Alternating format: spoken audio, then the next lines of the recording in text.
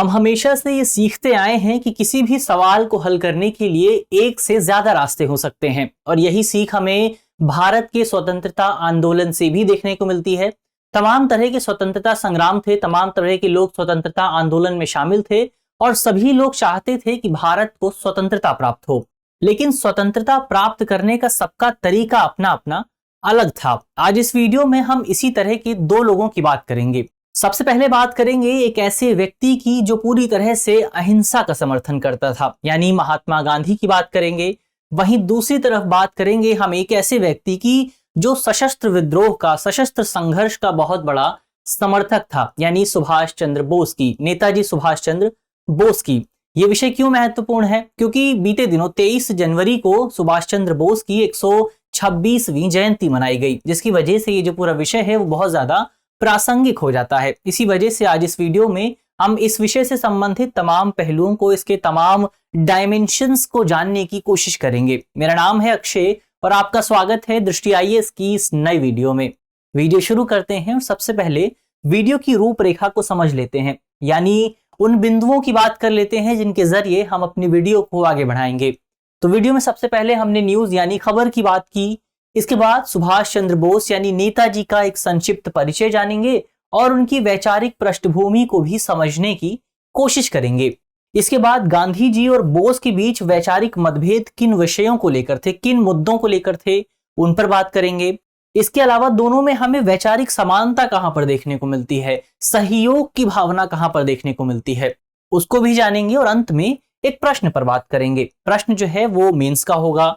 इसके अलावा आज का जो हमारा पूरा विषय है वो मुख्य तौर पर सामान्य अध्ययन प्रश्न पत्र 1 से संबंधित है और आप इसे आधुनिक भारतीय इतिहास और महत्वपूर्ण व्यक्तित्व जैसे खंडों से जोड़कर देख सकते हैं। चलिए वीडियो शुरू करते हैं और सबसे पहले बात करते हैं नेताजी के संक्षिप्त परिचय से। संक्षिप्त परिचय से शुरुआत करते हैं। तो वैसे तो नेताजी किसी भी परिचय के मोहताज नहीं है, लेकिन फिर भी उनके बारे में यदि कुछ बुनियादी बातें की जाएं तो उनका जन्म 23 जनवरी 1897 को मौजूदा उड़ीसा के कटक शहर में हुआ था। इसके बाद उनके जो पिता थे वो एक वेल्दी फैमिली से थे, वो एक समृद्ध परिवार से थे। तो समृद्ध परिवार से होने की वजह से उनकी जो प्रारंभिक शिक्षा थी वो एक अंग्रेजी स्कूल में हुई, एक ईसाई मिशनरी स्कूल में उनकी प्रारंभिक शिक्षा हुई। इसके बाद उन्होंने प्रारंभिक स्तर पर बहुत बेहतर प्रदर्शन किया तो उन्हें कलकत्ता के प्रेसिडेंसी कॉलेज, जो कि उस समय बहुत प्रतिष्ठित कॉलेज हुआ करता था, वहां पर एडमिशन प्राप्त हो गया। लेकिन एडमिशन प्राप्त होने के दौरान और एडमिशन प्राप्त होने के बाद अपनी पढ़ाई के दौरान वो राष्ट्रवादी गतिविधियों में शामिल रहे, वो रेसिज्म के खिलाफ हमेशा से बोलते रहे, जिसकी वजह से उन्हें अंततः प्रेसिडेंसी कॉलेज से निकाल दिया गया। इसके बाद वो कैम्ब्रिज विश्वविद्यालय गए, जहां पर उन्होंने इंजीनियरिंग की पढ़ाई की। इसके बाद 1919 में अपनी पढ़ाई पूरी करने के बाद उनके पिता ने उन्हें लंदन भेज दिया, जहां पर उन्होंने ICS यानी इंडियन सिविल सर्विसेज की परीक्षा की तैयारी शुरू की, जो कि मौजूदा समय में IAS की परीक्षा के इक्विवेलेंट है, उसके बराबर है। और मात्र 1 साल की पढ़ाई के बाद उन्होंने ICS की परीक्षा को भी पास कर लिया। लेकिन ICS की परीक्षा में उनका कुछ मन नहीं लगा, इसकी नौकरी में उन्हें कोई खास दिलचस्पी नहीं थी और यही वजह है कि उन्होंने 1921 में अपनी ट्रेनिंग के दौरान ही इस्तीफा दे दिया। इस संबंध में उन्होंने अपने भाई को एक पत्र लिखते हुए कहा था कि वो भारत की स्वतंत्रता में कोई विशेष योगदान नहीं दे सकते हैं यदि वो सिविल सेवा से जुड़े रहते हैं, यदि वो बतौर ICS अधिकारी काम करते रहते हैं। इसी वजह से उन्होंने 1921 में अपने पद से इस्तीफा दे दिया और इस्तीफे के बाद वो वापस भारत लौट आए। अब जब वो वापस भारत लौटे, यानी वो समय था 1920 के दशक का समय, तो जब वो भारत लौट रहे थे तो 1920 के दशक के समय में भारत में गांधीवादी राजनीति का उदय हो रहा था। भारत के राजनीतिक पटल पर गांधी जी एक विशेष व्यक्तित्व के तौर पर उभर रहे थे। कांग्रेस के भीतर भी गांधी जी का प्रभाव बहुत तेजी से बढ़ रहा था और गांधी जी को नेतृत्वकारी भूमिका भी प्राप्त हो रही थी, लीडरशिप भी प्राप्त हो रही थी। ऐसे में जब सुभाष चंद्र बोस भारत लौटे तो उन्होंने सबसे पहला काम यह किया कि उन्होंने गांधी जी से मुलाकात की। गांधी जी से उनकी मुलाकात हुई बंबई में और गांधी जी से मुलाकात के दौरान उन्होंने गांधी जी से कुछ प्रश्न किए। इन प्रश्नों का प्राथमिक उद्देश्य भारत में उस समय तक स्वतंत्रता आंदोलन की स्थिति क्या थी उसे समझना था। स्वतंत्रता आंदोलन कहां तक पहुंच गया है और कहां तक जा सकता है, इन तमाम बिंदुओं को विस्तार पूर्वक समझना था। इसी को ध्यान में रखते हुए सुभाष चंद्र बोस ने गांधी जी से कुछ सवाल किए। इनमें से सबसे प्रमुख सवाल यह था कि गांधी जी का अहिंसा का जो मार्ग है, वो अहिंसा का मार्ग किस तरह से भारत को स्वतंत्रता प्राप्त कराएगा। ऐसे में गांधी जी ने सुभाष चंद्र बोस को कई चीजें समझाने की कोशिश की, अपने तर्क पेश करने की कोशिश की, लेकिन इसके बावजूद भी सुभाष चंद्र बोस गांधी जी के तर्कों से कुछ खास प्रभावित नहीं हो सके। लेकिन उस समय उन्होंने ऐसा कुछ नहीं कहा था। उन्होंने बाद में इस संबंध में जिक्र करते हुए कहा कि वो गांधी जी को एक अस्पष्ट राजनेता के तौर पर देखते थे, जिनकी पॉलिटिकल आइडियोलॉजी कुछ खास क्लियर नहीं थी। लेकिन इसके बावजूद भी गांधी जी से कई मिलने के बाद सुभाष चंद्र बोस भारत में गांधीवादी आंदोलन में शामिल हो गए और गांधी जी के आदेश पर वो कलकत्ता गए और कलकत्ता में चित्तरंजन दास के नेतृत्व में उन्होंने काम करना शुरू कर दिया। इसकी एक वजह यह भी थी, चित्तरंजन दास को चयनित करने की एक वजह यह भी थी बतौर अपने राजनीतिक गुरु, कि उन्हें चित्तरंजन दास के काम करने का तरीका बहुत ज्यादा पसंद आता था। तो उन्होंने बंगाल में खासतौर पर कांग्रेस की गतिविधियों में हिस्सा लेना शुरू कर दिया। इसी बीच आया साल 1922। साल 1922 में हमें चौरा चौरी हत्याकांड देखने को मिलता है, जिसकी वजह से गांधी जी अंततः असहयोग आंदोलन को वापस ले लेते हैं। अब जब गांधी जी असहयोग आंदोलन को वापस लेते हैं तो उस समय जब यह आंदोलन चल रहा था, उस समय नेहरू और बोस दोनों ही जेल में मौजूद थे। जब दोनों के पास ये खबर पहुंचती है तो दोनों बहुत ज्यादा निराश होते हैं। उनका मानना था, खासतौर पर बोस का मानना था, कि यह आंदोलन अब बहुत आगे पहुंच चुका है। ऐसे में इस आंदोलन को वापस लेना भारत के स्वतंत्रता संग्राम के लिए बहुत ज्यादा खतरनाक होगा। इसके अलावा सुभाष चंद्र बोस ने इस आधार पर भी गांधी जी की आलोचना की थी कि गांधी जी ने बिना तमाम हितधारकों के साथ विचार विमर्श किए ही इस पूरे आंदोलन को वापस ले लिया था। एक तरफा निर्णय लेने की कोशिश की थी गांधी जी ने, जिसकी वजह से सुभाष चंद्र बोस गांधी जी से बहुत ज्यादा नाराज हुए थे। लेकिन इसके बावजूद भी वो कांग्रेस की गतिविधियों में शामिल रहते हैं और कांग्रेस के लिए लगातार काम करते रहते हैं। इसके बाद आता है साल 1938। साल 1938 में कांग्रेस का हरिपुरा अधिवेशन आयोजित होता है। इस पूरे अधिवेशन में सुभाष चंद्र बोस को बतौर कांग्रेस अध्यक्ष चुना जाता है, कांग्रेस का प्रेसिडेंट बनाया जाता है। वो तकरीबन 1 साल तक काम करते हैं, लेकिन उनकी जो कार्यप्रणाली थी, गांधी जी उस कार्यप्रणाली से बहुत ज्यादा खुश नहीं थे, क्योंकि गांधी जी का मानना था कि सुभाष चंद्र बोस जिस तरह से हिंसा के एलिमेंट्स को बढ़ावा देने की कोशिश कर रहे हैं, वो एलिमेंट्स कांग्रेस के लिए, इसके अलावा भारत की आजादी के लिए खतरनाक साबित हो सकते हैं। इसके बाद 1939 में जब सुभाष चंद्र बोस की पहली टर्म की प्रेसिडेंसी का जो अवधि थी वो समाप्त होती है, तो इसके बाद वो 1939 में एक बार फिर से अपनी दावेदारी को पेश करते हैं। लेकिन इस बार गांधी जी नहीं चाहते थे कि सुभाष चंद्र बोस कांग्रेस के प्रेसिडेंट बने, और यही वजह है कि गांधी जी पटाभी सीतारामैया को उनके खिलाफ चुनाव में उतार देते हैं। इसके बाद दोनों में मुकाबला होता है और मुकाबले में अंततः सुभाष चंद्र बोस की जीत हो जाती है। उन्हें मुख्य तौर पर जो कांग्रेस का लेफ्टिस्ट धड़ा था, इसके अलावा जो समाजवादी धड़ा था, उसके वोट मिलते हैं, जिसकी वजह से अंततः सुभाष चंद्र बोस को इस पूरे चुनाव में जीत मिलती है और सुभाष चंद्र बोस एक बार फिर से कांग्रेस पार्टी के अध्यक्ष बन जाते हैं, कांग्रेस पार्टी के प्रेसिडेंट बन जाते हैं। लेकिन प्रेसिडेंट बनने के कुछ समय बाद ही वो इस्तीफा दे देते हैं। तमाम इसके कारण थे, इनमें से सबसे बड़ा कारण ये था कि जब सुभाष चंद्र बोस प्रेसिडेंट का चुनाव जीते थे तो इस पूरे विषय पर गांधी जी ने अपनी स्टेटमेंट देते हुए कहा था कि वो इस पूरी जीत को, सुभाष चंद्र बोस की जीत को, अपनी व्यक्तिगत हार के तौर पर देखते हैं। तो जाहिर तौर पर सुभाष चंद्र बोस गांधी जी के स्टेटमेंट से बहुत ज्यादा नाराज थे, बहुत ज्यादा दुखी थे, और इसी को ध्यान में रखते हुए इसके अलावा तमाम अन्य एलिमेंट्स थे। सुभाष चंद्र बोस की जीत के बाद कांग्रेस पार्टी की वर्किंग कमेटी के जो तमाम सदस्य थे, खासतौर पर वो सदस्य जो गांधी जी का समर्थन करते थे, उन्होंने अपने पद से इस्तीफा दे दिया था। तो ऐसे में कांग्रेस पार्टी की जो कार्यप्रणाली थी वो बहुत ज्यादा प्रभावित हुई थी। तो इसी की वजह से अंततः सुभाष चंद्र बोस को अपने पद से इस्तीफा देना पड़ता है। 1939 में ही वो अपने पद से इस्तीफा दे देते हैं और इसके बाद वो अंततः विदेश चले जाते हैं और उनके जीवन का दूसरा काल शुरू होता है। विदेश में रहते हुए वो भारत की आजादी के लिए तमाम प्रयास करते हैं और उन प्रयासों की वजह से ही आज उन्हें बहुत विशेष स्थान दिया जाता है तमाम भारतीयों के जीवन में। तो ये तो बात हुई उनके एक परिचय की।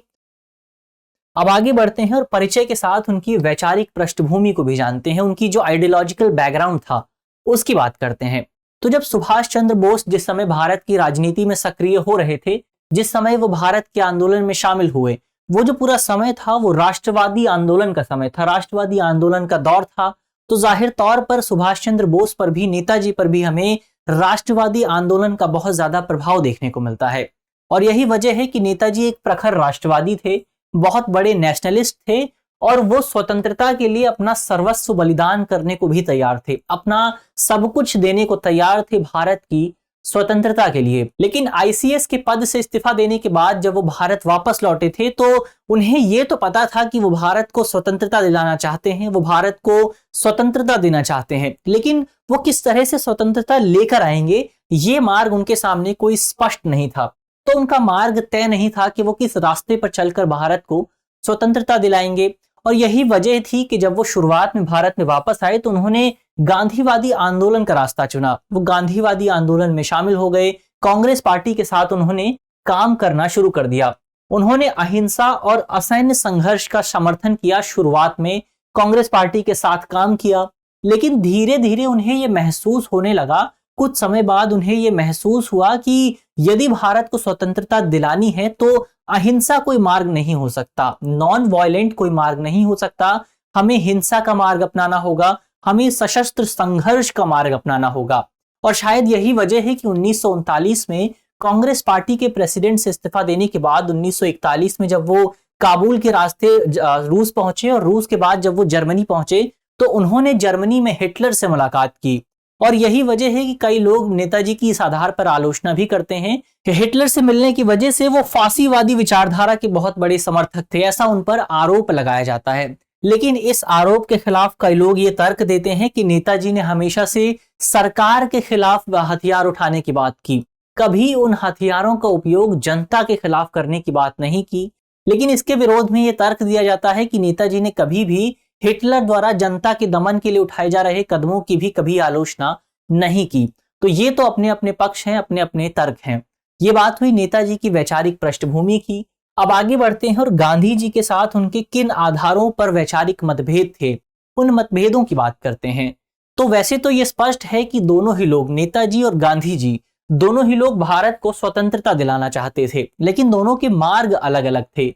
मसलन गांधी जी स्वतंत्रता के लिए लंबा इंतजार करने को तैयार थे, क्योंकि गांधी जी का मानना था कि यदि हिंसा के माध्यम से भारत स्वतंत्रता प्राप्त करता है तो ये स्वतंत्रता किसी काम की नहीं होगी, और ये स्वतंत्रता कितने लंबे समय तक चलेगी इस बात की भी गारंटी नहीं ली जा सकती है। लेकिन सुभाष चंद्र बोस, नेताजी मानते थे कि भारत को तत्काल स्वतंत्रता प्राप्त करनी चाहिए, और इस स्वतंत्रता के लिए यदि हथियार उठाने की भी जरूरत पड़ती है तो इसमें झिझकना नहीं चाहिए। यानी जाहिर तौर पर दोनों के रास्तों में बहुत बड़ा अंतर मौजूद था। इसके अलावा गांधी जी भौतिकवाद का विरोध करते थे, आधुनिक तकनीक का बहुत ज्यादा विरोध करते थे। उनका मानना था कि यदि भारत को और ज्यादा विकास करना है और ज्यादा विकसित होना है तो हमें अपनी पुरानी पद्धतियों पर जोर देना चाहिए, उनको विकसित करने पर जोर देना चाहिए। वहीं नेताजी इस बात से सहमत नहीं थे। नेताजी मुख्य तौर पर प्रौद्योगिकी और मास प्रोडक्शन का बहुत ज्यादा समर्थन करते थे। उनका मानना था कि यदि हमें विकास करना है तो हमें कैपिटलिस्ट मेथड्स को अपनाना होगा, हमें ज्यादा से ज्यादा टेक्नोलॉजी पर जोर देना होगा, हमें मास प्रोडक्शन पर जोर देना होगा। इसके अलावा गांधी जी डिसेंट्रलाइज्ड सोसाइटी पर ध्यान देते थे। उनका मानना था कि समाज में ग्राम स्तर पर लोगों को अपने निर्णय लेने का अधिकार दिया जाना चाहिए। इसके अलावा वो आधुनिक राज्य को भी नापसंद करते थे, जो मॉडर्न स्टेट्स हैं जहां पर केंद्र सरकार को बहुत ज्यादा शक्ति दी जाती है। गांधी जी इसका समर्थन नहीं करते थे। उनका मानना था कि हमें ग्रामीण स्तर पर लोगों को ऑटोनॉमी देनी चाहिए, स्वायत्तता देनी चाहिए। लेकिन बोस ऐसा नहीं मानते थे। नेताजी इससे सहमत नहीं थे। नेताजी मुख्य तौर पर केंद्रीकरण का समर्थन करते थे, सेंट्रलाइजेशन का समर्थन करते थे। वो एक मजबूत केंद्र सरकार चाहते थे और आधुनिक सरकारों का भी बहुत बड़ा समर्थन करते थे, क्योंकि उनका मानना था कि जो सेंट्रलाइजेशन होता है, जब केंद्र सरकार बहुत ज्यादा मजबूत होती है तो ऐसे में निर्णय बहुत जल्दी लिए जा सकते हैं। इसकी वजह से किसी देश का जो वर्किंग प्रोसेस होता है वो बहुत ज्यादा मजबूत हो जाता है। इसके अलावा अंत में अहिंसा के सिद्धांत को लेकर भी दोनों के बीच बहुत ज्यादा मतभेद मौजूद थे।